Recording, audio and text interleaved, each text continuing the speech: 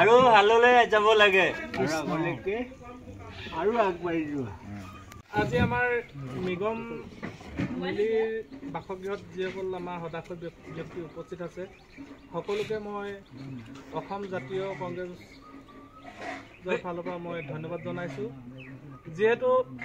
নিগম মিলিয়ে এইবাৰ আমাৰ হাইস্কুল শিক্ষান্ত পৰীক্ষাত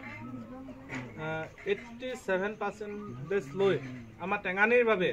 আমাৰ সমষ্টিৰ বাবে এটা যেহেতু আমাৰ গৌৰৱ কঢ়িয়াই আনিছে 6টা বিষয়ত তেখেতে লেটাৰ মাৰ্ক সহকাৰে তেখেতে উত্তীৰ্ণ হৈছে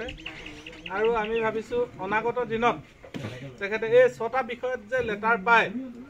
এই বছৰ মই সন্তুষ্ট হৈছোঁ এইটো যে তেখেতে ব্ৰতি নাথাকি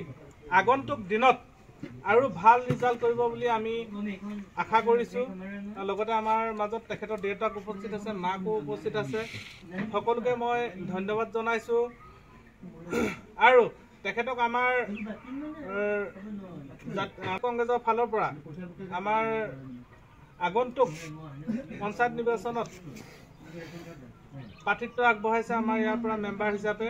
সঞ্জয় মিলি তেখেতে এখন মিচিং গামোচাৰে তেখেতক সম্বৰ্ধনা জনাব এতিয়া নিগম মিলি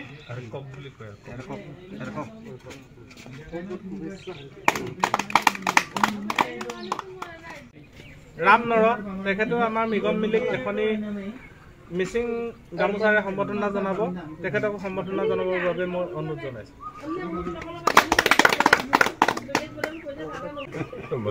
আৰু লগতে তেখেতক আমাৰ নিগম মিলিক সম্বৰ্ধনা জনাব আমাৰ ইয়াৰে সমবায় সমিতিৰ অংশীদাৰ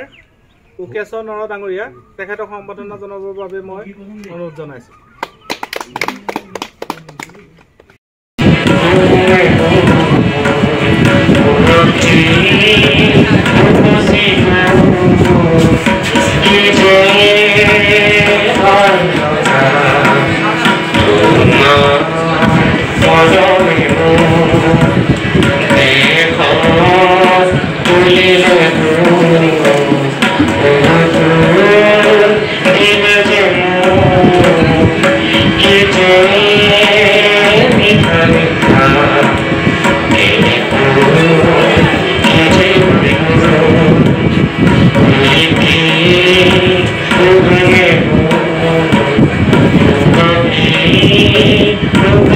Go